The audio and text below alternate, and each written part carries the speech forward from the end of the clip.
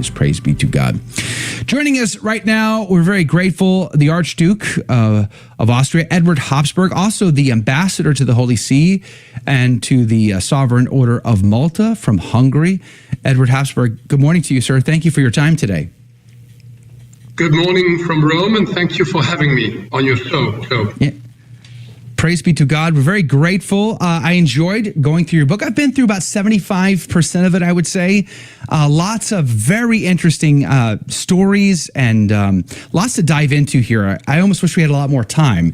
I love history, so I particularly appreciated you telling some of the history about the Habsburgs in particular, but I loved the fact that it was from your perspective, a member of the family, which really pricked my conscience into asking, you know, you touch on this in the book, but what is it like being a Habsburg growing up as a kid? At what point, at what age does it dawn on you that you're a member of a family that has over 1,000 years of history? So the great thing is that if you're a Habsburg, there is a tailor-made identity for you that is being plopped upon you, and you have the choice whether you embrace it or whether you say, no, I don't want to do that. And it usually happens during school. That's usually automatically when you have history in school, because from 1273 to the 20th century, in every year of European history, the Habsburgs somehow played a role. So at some point, a teacher would turn to you and would say, well, this, of course, Mr. Habsburg must be able to tell us. And of course, you have no clue, because you don't get born with a pre-knowledge of your entire family history. So this is one of the moments. The others is you will accompany your parents to some sort of celebration, you know, a centennial of someone of the family who died, and you would stand there in summer, and there would be Schützen, you know, this is people in traditional uniforms, and some people would shoot a salute in the air, and your father would give a speech, and you would have to stand upright and behave. And you realize people expect something of you if you're a Habsburg. They somehow expect that you're perhaps more upright, more ethical, you know, something. And then you try to figure out what that something is, and with the time you try to figure out, how do I put this into my life? And what does it mean for my personal path in the world? It's great. It's really great. One thing I did write in the book was you have cousins everywhere. Wherever you go, you have a cousin where you can stay overnight, which is very useful. Was there a lot of pressure? I mean, the way you described that process of growing aware of what it means to be a Habsburg, did you feel immense pressure as a young man in that regard? I mean, was there a time when you might have wished that you hadn't been a part of the Habsburg family, or was it just something that you always embraced and cherished? I always embraced it, because I'm, you know, it's a bit like if you have a spotlight that always flies above your head. Whatever you do will be noticed more. If you do something good, it will be noticed more. If you do something bad, it will be noticed triple. And it will fall back on your family, not just on you. So this is something that you grow up with, because people will look at you differently if you present yourself or get presented as Eduard Habsburg. At least in Europe, many people will know what this is. In the States, they will probably say Habsburg jaw or something like that. But in Europe, no, I always embraced it. It was wonderful. It came with many perks. I don't want to say that it's not great to be Habsburg. You're cousins with not only Habsburgs, but also other Catholic royal families. So I was in a privileged position to get to know a few of the current rulers in Europe while they were in training, so to speak, and got an idea of their education or service for their country. So no, it was always great. It was always great. And it's a nice family, you know. There are families who were very violent, or were great conquerors, or were famous for backstabbing or poisoning. We never had that. Praise be to God. So again, I liked all the history that you talked about in this book, about your family in particular. But I wanted to ask the question, in your perspective, what would you say was the most difficult time for the Habsburg family? Was it the Age of Enlightenment, French Revolution, Protestant Revolution, or maybe it was the end with Blessed Karl? What was the most difficult time for the Habsburg family, in your opinion? Well, I would say I would pick out two times. There are several moments that are very difficult. For the egos of the Habsburg, the time between the first Habsburg Emperor Rudolf and the next Habsburg Emperor, about 150 or 200 years later, that was very difficult because they had touched the sun, so to speak, and then they were gone. And that was for their ego. But in reality, I think the time that I, as a Catholic, find most difficult and depressing was probably how the emperors behaved during the Reformation. The Habsburgs are a Catholic family, and the emperors didn't behave in a very Catholic way during the high time of the Reformation. For about 3 emperors, the Habsburgs were very weak souls. Now that was the emperors. Other family members behaved in a wonderful way and exemplary, and they carried the torch of faith into their countries.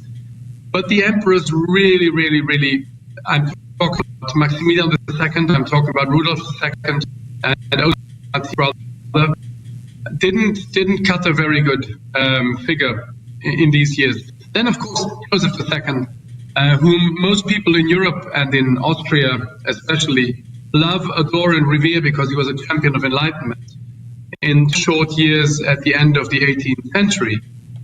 But he destroyed basically all contemplative monasteries in Austria and about half of the monasteries of his time. Then there were about 2,000 when he began.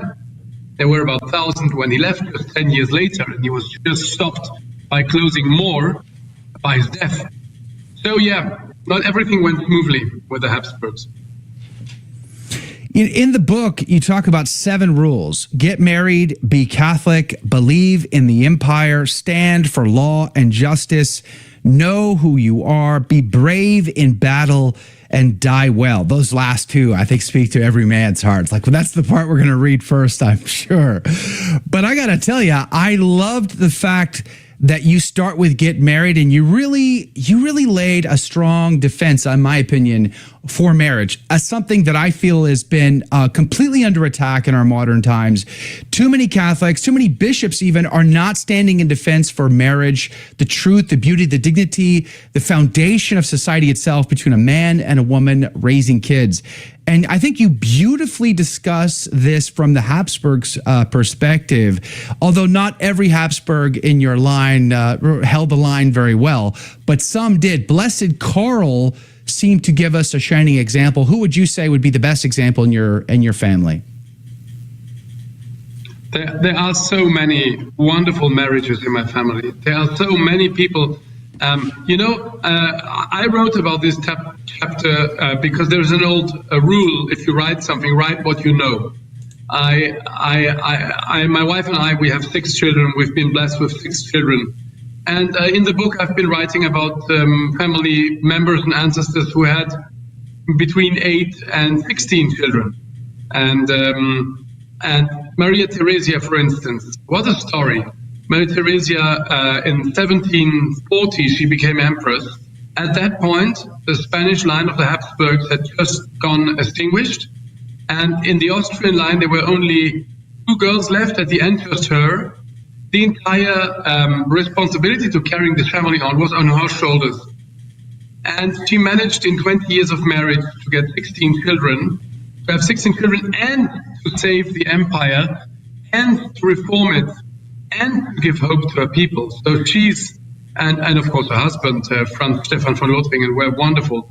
Of course, the big example is Blessed Emperor Karl, who for me is an exemplary husband.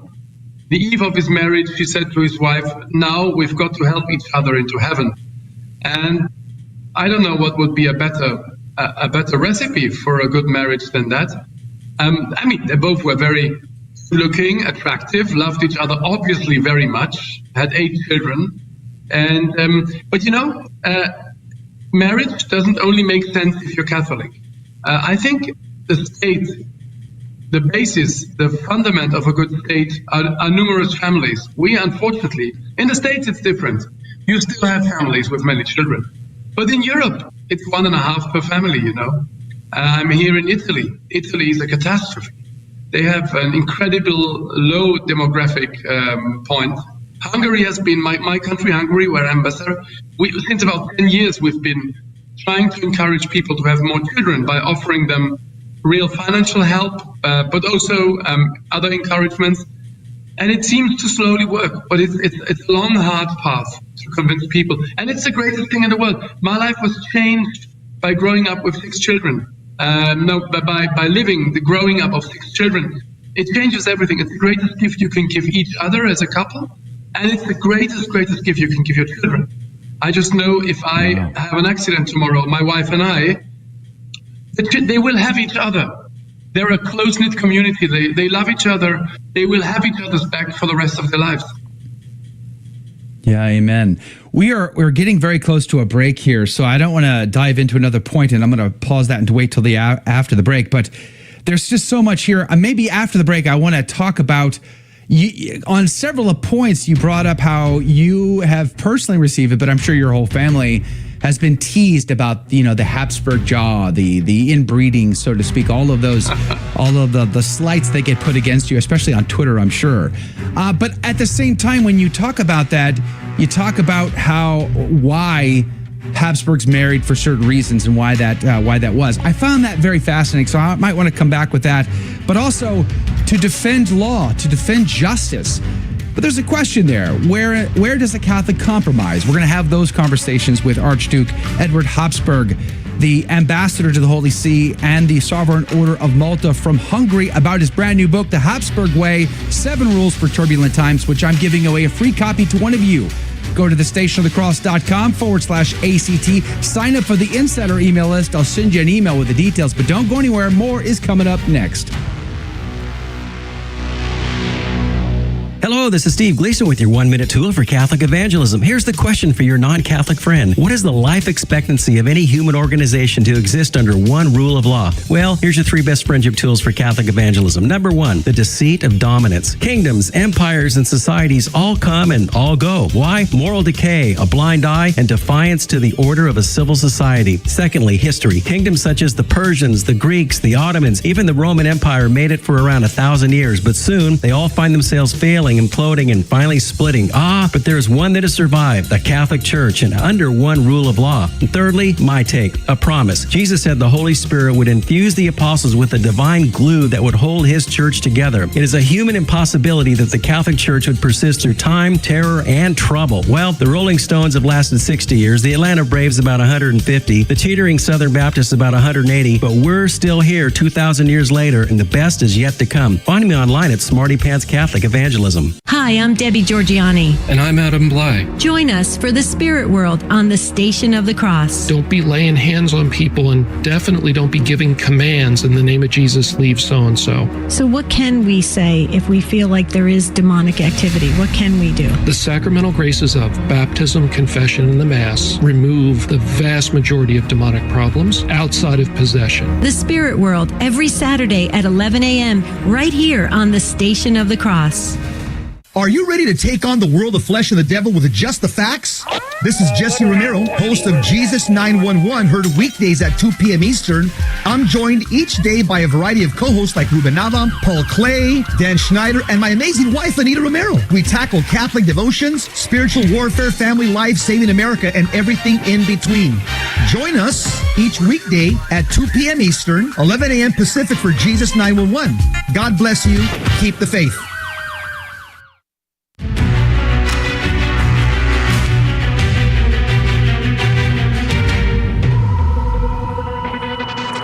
Praise be to Jesus Christ. Welcome back to A Catholic Take, a bold synthesis of information and inspiration. I'm your host, Joe McLean. So good to be on with you. Praise be to God. We're going to be giving away a brand new copy of this brand new book, The Habsburg Way, 7 Rules for Turbulent Times, free to one of our ACT insiders. All you got to do is be on the email list. Just go to thestationofthecross.com/ACT to sign up for the insider email list. I'll send an email later today with all the instructions on how you can win your free copy of The Habsburg Way.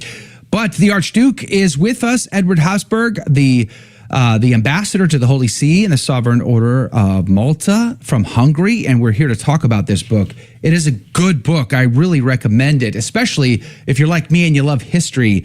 There's a lot of great history being told here, but I love the fact that it also talks about some key fundamental things as Catholics: marriage, the value of marriage, the need to defend it, but also truth, justice, goodness, beauty, honor, integrity. I mean, there's just so many themes in this book. That's great. Mr. Ambassador, thank you again for your time today. Very grateful to you.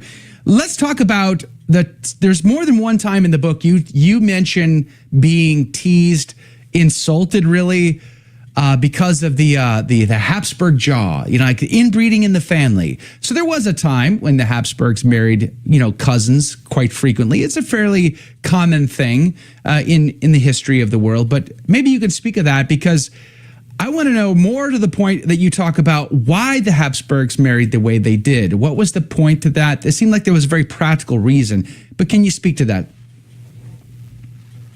Yes, so that is an interesting topic, and if you go on Google and you type in Habsburg and you look for the most frequent searches, you will find Habsburg jaw as one of the first things, because it is the most visible and most absurd-looking feature of the Habsburgs, mostly in the 16th and 17th century. And yes, it happened during the time where there were two lines of the Habsburgs, the one descending from Emperor Charles V in Spain, and the other from his brother Ferdinand I in Austria.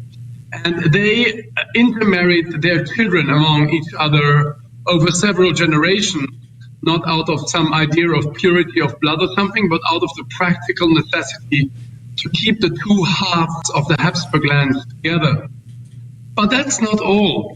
Another reason is also because you could be sure that they married the right person, because the other Habsburgs were raised in the same way, had a very similar faith experience, had very similar ideas about family.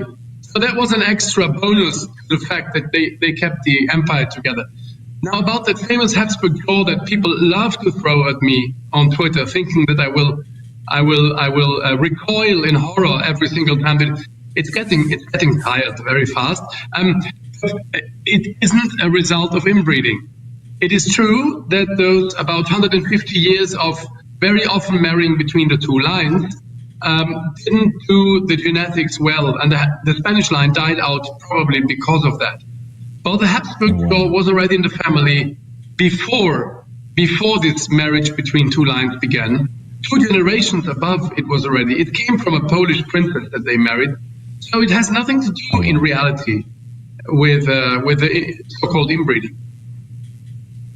But you also mentioned that there was a death rate among infants in the Habsburgs that was 4 times higher than the average. I think that's what you said in the book. Yes. Which I think is a tragedy of that time and that period in your family. Your family must have undergone quite a bit of sorrow.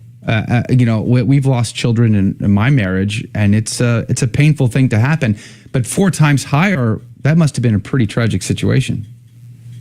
Yes, we always imagine that if you have 16 children, then one more or less won't make a difference. But that's not true. These people suffered. They suffered terribly for their children who died.